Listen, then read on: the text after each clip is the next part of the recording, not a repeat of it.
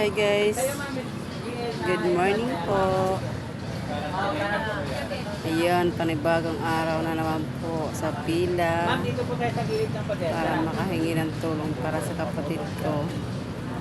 Yan guys, kung gaano kadami yung tao dito, makikita nyo. Kala ko pagdating ko, kaunti pa lang ang pila. Yung pala ganito nakahaba. Ay, kahit saan po pala talaga.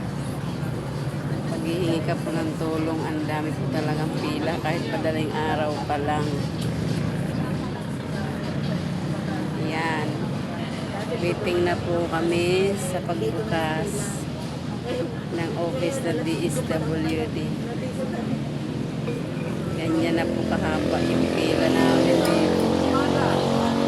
Ayan po. Dami sa unahan. Oo. Talagang mahaba lang kailangan na pasensya mo dito pag ganito. At kailangan may baon ka dito para di ka magutom. Dapat pala ang punta ko dito alas 2 pa lang na madaling araw. Kasi ganito na pala karami na abutan ko. Ayan guys, so